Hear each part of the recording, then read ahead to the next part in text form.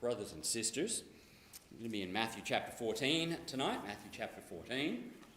And it's a little bit biographical in the sense we're going to look at a moment of Peter and then take some things out of that, which is kind of what we're going to be doing with the men on this Friday, beginning this Friday, is thinking through some biographical inspiration and encouragement through the year.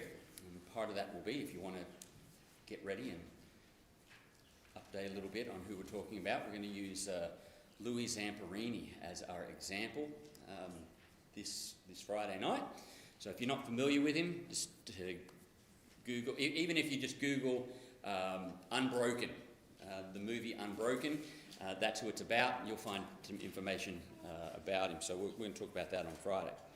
But tonight, Matthew chapter 14, we're going to read, it's a familiar passage, and we're really just going to take just one small thought from it tonight. But Matthew chapter 14 and verse 22 says, "Immediately Jesus made his disciples get into the boat and go before him to the other side while he sent the multitudes away. And when he had sent the multitudes away, he went up on the mountain by himself to pray. Now, when evening came, he was alone there. But the boat was now in the middle of the sea, tossed by the waves, for the wind was contrary. Now in the fourth watch of the night, Jesus went to them, walking on the sea. And when the disciples saw him walking on the sea, they were troubled, saying, 'It is a ghost.' And they cried out for fear. But immediately Jesus spoke to them, saying, 'Be of good cheer, it is I, do not be afraid.' Peter answered him and said, 'Lord, if it is you, command me to come to you on the water.' So he said, 'Come.' When Peter had come down out of the boat, he walked on the water to go to Jesus. But when he saw that the wind was boisterous, he was afraid. And beginning to sink, he cried out, 'Lord, save me.' And immediately Jesus stretched out his hand and caught him and said to him, 'O you of little faith, why do you doubt?' And when they got into the boat, the wind ceased. Then those who were in the boat came and worshipped him, saying, 'Truly you are the Son of God.'"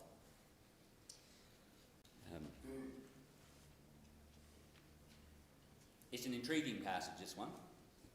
Maybe one of your favourites, certainly one we're often familiar with.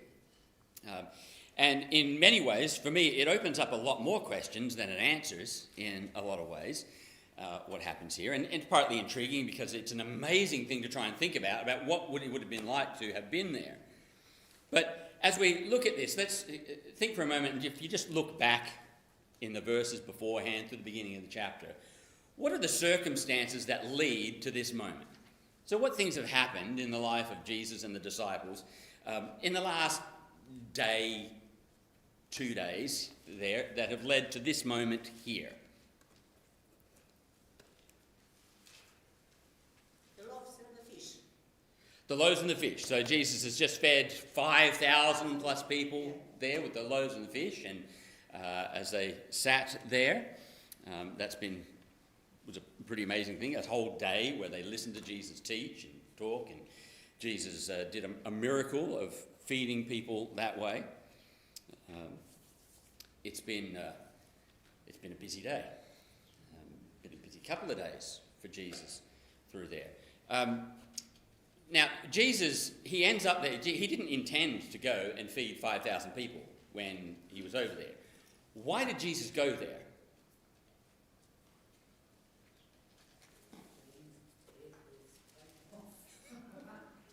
John lost his head.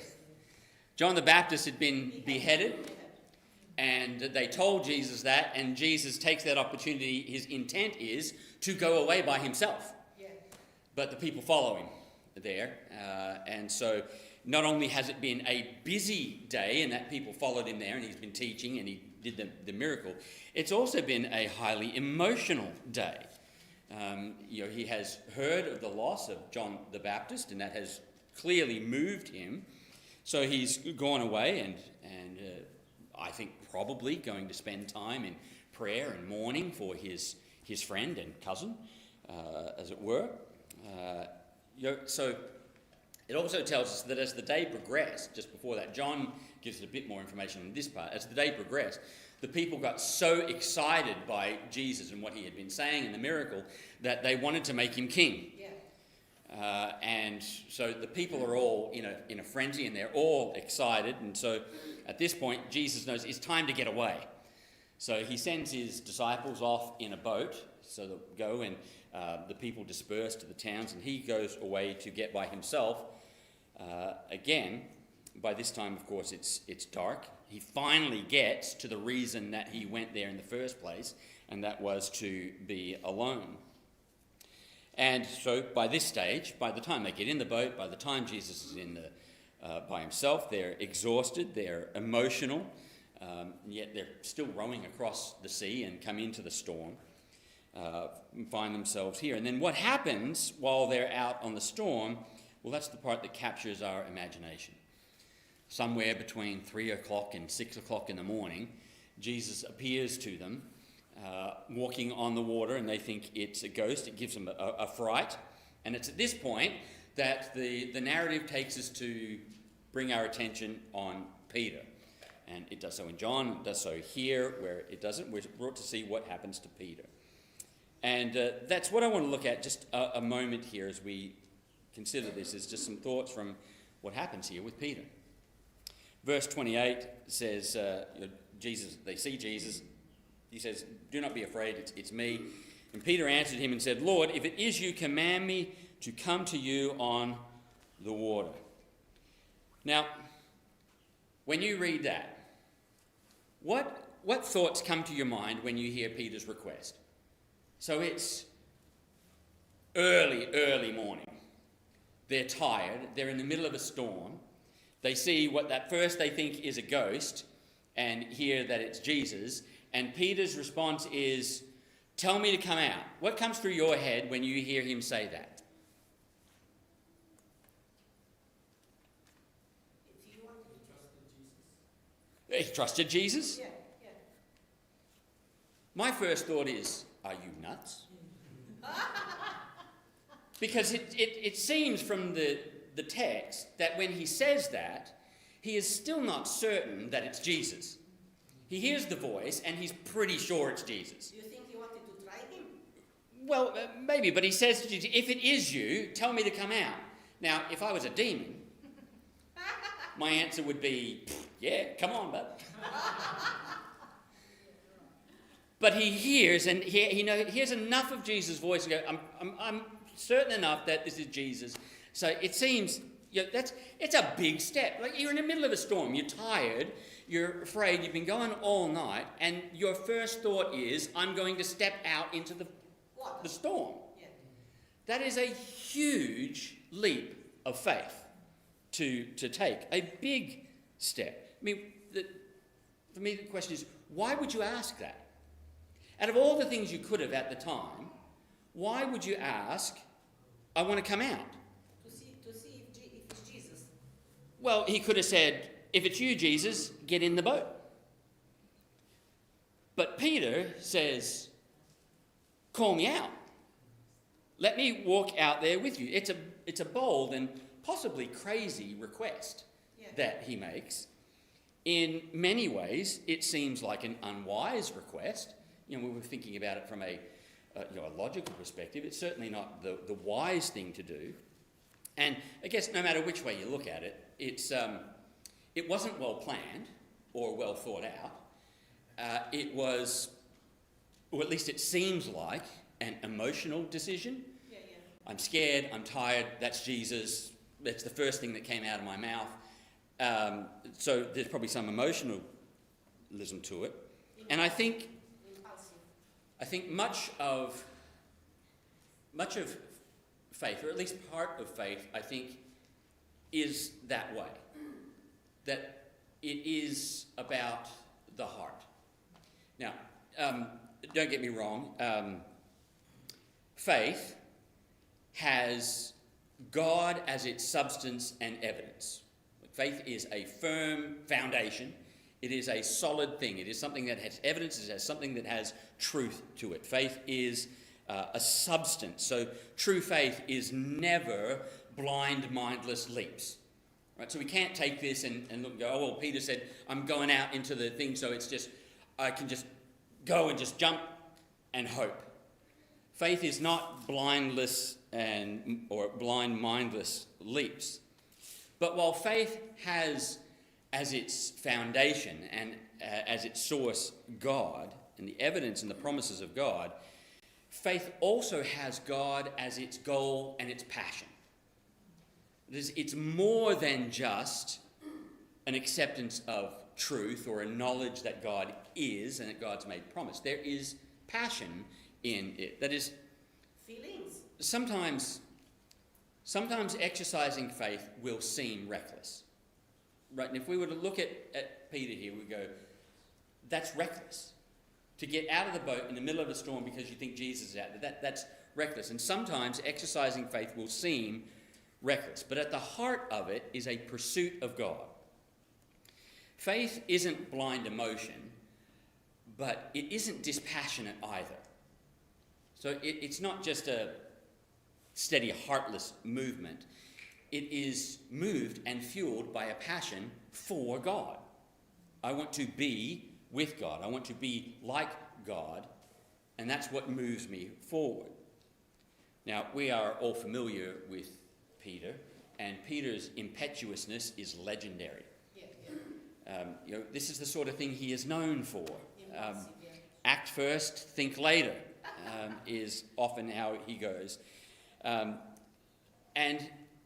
It's hard because I think the balance between mind and heart is hard to find sometimes. And that's, I guess, part of what makes living by faith difficult. But I think Peter's passion, which is based on his belief in Jesus, is commendable. It's commendable that Peter would want to get out of that boat because he believes Jesus.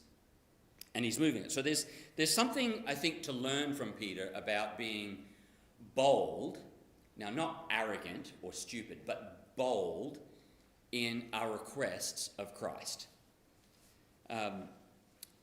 Now, clearly, as we've said before, Peter didn't think through everything. Like, he didn't think through what was going to happen when he stepped out of the boat or how he was going to get to Jesus. It was just, I'm going to go. And so he didn't think everything through. Now, Jesus answered him in verse 29. What does Jesus answer to Peter? What does his answer to Peter's request indicate to you? So Peter says, if it's you, tell me to come out. And Jesus says, come. So what does Jesus' answer to Peter indicate to you? He loves him. What, he loves him? That it is him? Yeah. And that he didn't think that Peter said something wrong.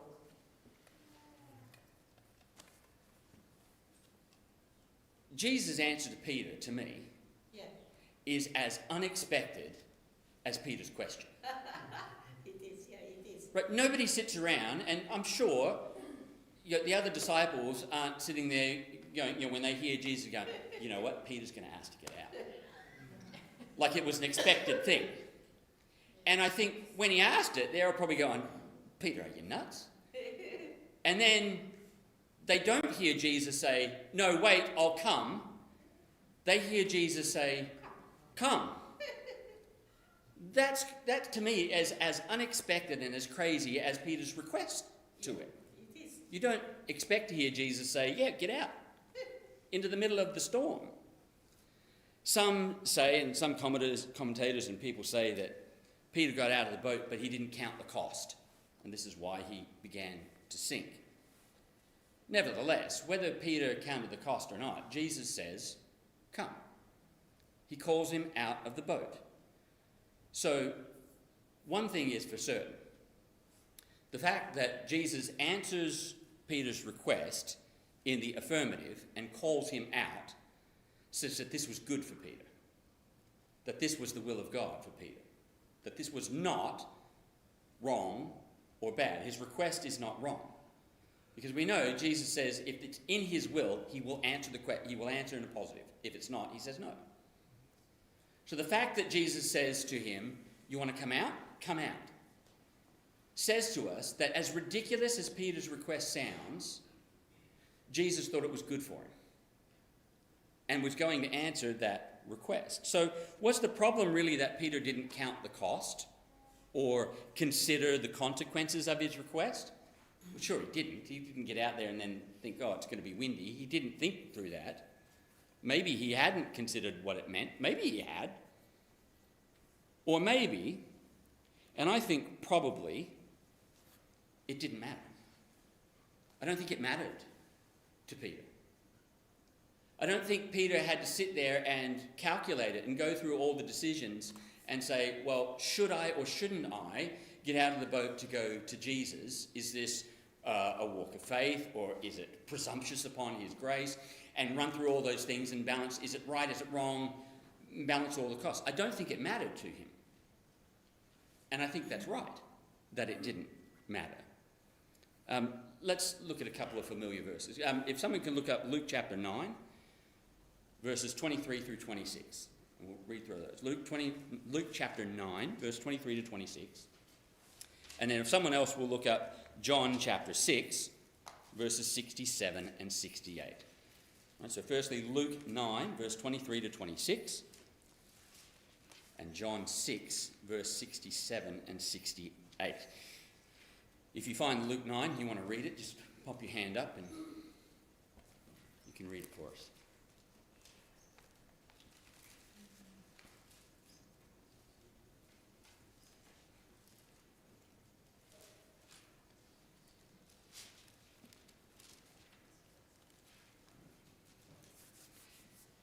Anybody want to read Luke chapter 9?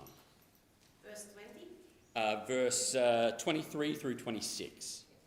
Then he said to them all, if anyone desires to come after me, let him deny himself and take up his cross daily and follow me. For whoever desires to save his life will lose it, but whoever loses his life for me, for my sake, will save it. For what profit is it to a man if he gains the whole world and is himself destroyed or lost? For whoever is ashamed of me and my words, of him the Son of Man will be ashamed when he comes in his own glory, and in his Father's and on the holy angels. But I tell you truly, there are some standing here who shall not taste death till they see the kingdom of God. I think that was Peter. If I lose my life for Jesus, that's okay, because I've given my life to Jesus. By this point in Peter's life, Jesus was his life. He'd given everything for him. Yeah. So at this point, there was nothing more to calculate for cost. He'd already decided, I'm going to do what I need to do for Jesus. So if he got out of that boat and he drowned, or if he got out of that boat and didn't drown, either way, he had done what he asked Jesus to do and what Jesus had said. The cost to him was irrelevant. He'd already decided, I will pay the price. Anybody have John chapter 6? John chapter 6, verse 67 and 68. This is not long after that storm. Yeah, Dylan. Jesus said to the 12. Sorry, Dylan will read that one for us. Then Jesus said to the 12. Dylan's going to read that for us. Then said Jesus unto the 12, whom he also called. Then Simon Peter answered him, Lord, to whom shall we go? Thou hast the words of eternal life. Right, so Jesus had just given some pretty harsh words. Yeah. Lots of his disciples go away. And Jesus says to him, are you guys going as well? And Peter's answer is, where else am I going to go? Where could you go? Where else will I go? The fact that Peter got out of the boat, it's irrelevant whether he sat there and calculated the cost or not. He had already decided to pay it. This is part of what living for God is, and living by faith. When you wholly give your life, not every detail has to be costed out. Not every detail has to be questioned. Am I willing to pay this or not pay this? If I'm giving my life to Jesus, I'm paying the cost. I'm going to do what needs to be done for him. You know, we don't need to wait for a formal invitation from God to live by faith and to do things for him. God has already called us to a life of faith. But the call is there. So if you're waiting for God to give you an invitation to live for him or to serve him, you're wasting your time. He's already given you the call. The answer is to follow it, to live by faith. Jesus didn't invite Peter out. Peter asked Jesus. So, why didn't Peter call Jesus into the boat? Well, if Peter would have thought about it, maybe that would have been what he did ask, if he'd have spent a little bit more time and had a little bit more thing, but he didn't. But it's a familiar scene in Peter's life, really, isn't it? This say or do something impetuous, and then he ends up in trouble. So here, he says something straight out, I want to come out. He gets out of the boat and then sees the circumstances that he's in, and he starts to sink. Or we have him later, and Jesus is telling him, I'm going to have to die. And Peter says, no, you're not. I will do whatever it takes so that does not happen. And Jesus says, get behind me, Satan. And he goes on. And then later, the night Jesus says, you're going to deny me 3 times. Never. I will never deny you. And then he denies him 3 times. So it's pretty normal in Peter's life to see him do something seemingly stupid, end up in trouble, and yet he continues on. Like, he doesn't lose faith. Like, he didn't stop after this. He didn't stop believing in Jesus because he nearly drowned. He didn't stop believing Jesus because he denied Jesus 3 times. So he does something. He ends up in trouble, but he doesn't lose his faith. Perhaps that's something that hinders many of us in living by faith. We're afraid that when I get out of the boat, as it were, I'll sink because my faith wasn't enough. And so we're afraid of what might happen once we get out or once we do it, and so we don't do it. Jesus, of course, at the end of the text here, says to Peter, and notes his little faith, "O you of little faith, why do you doubt?"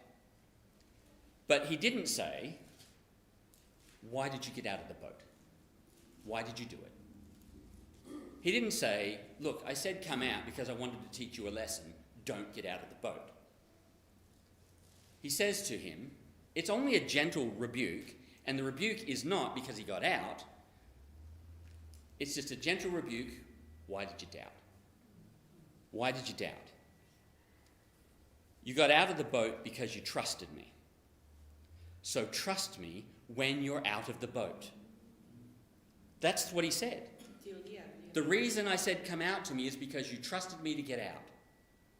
So when you got out, trust me just like you were before. It's possible that for some, that experience would have sunk their faith. But Peter keeps making these bold decisions, but he doesn't lose faith and he doesn't get lost. Over and over again, he does this and he stumbles and he makes a mistake, but he doesn't lose his faith and he doesn't run off and become apostate. Why is it? And I think we see a good example of that here. He had faith to get out of the boat because he wanted to go to Jesus. When he gets out of the boat and he starts to sink, what is his first instinct? Call to Jesus. The instinct he had while he was out of the boat was the same instinct he had when he was in the boat. Call Jesus. Get to Jesus. That's why he didn't lose his faith. Because even when he was in trouble, his first instinct was, I need Jesus. And that kept him going. Peter's faith would be tested because of his desire to be with Jesus. And so he asked for something which is well beyond his capabilities. And then he receives something which he did not expect.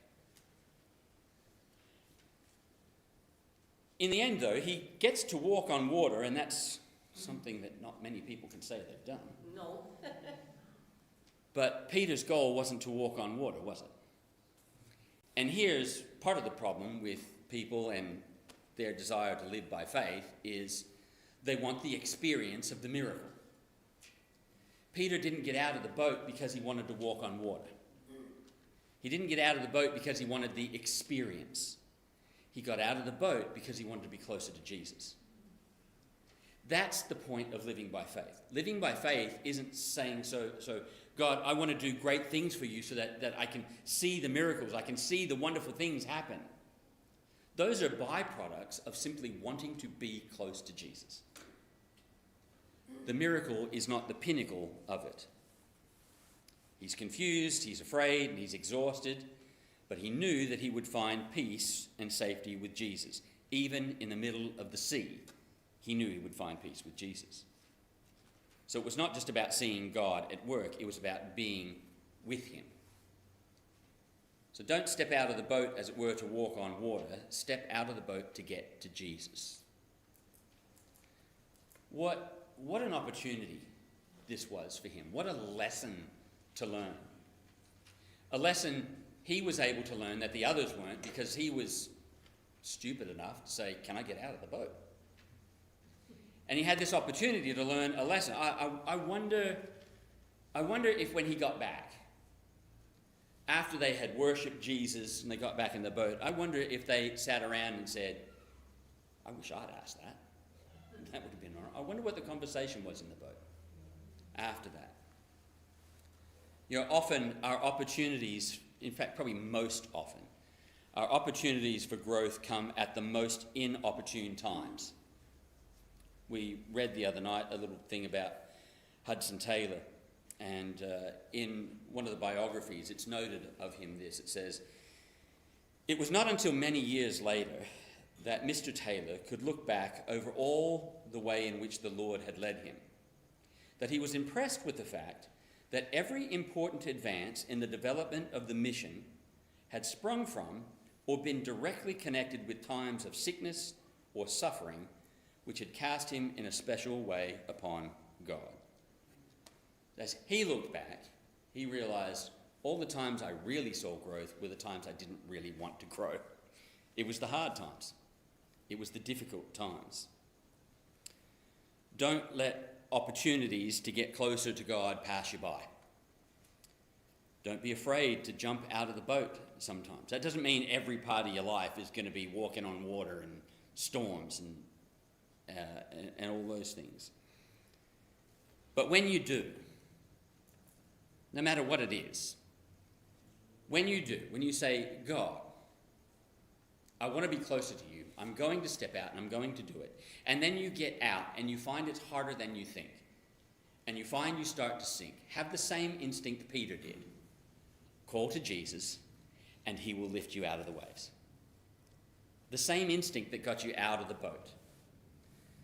Peter's request was bold, but it wasn't reckless, because he was calling on Jesus and he trusted Jesus.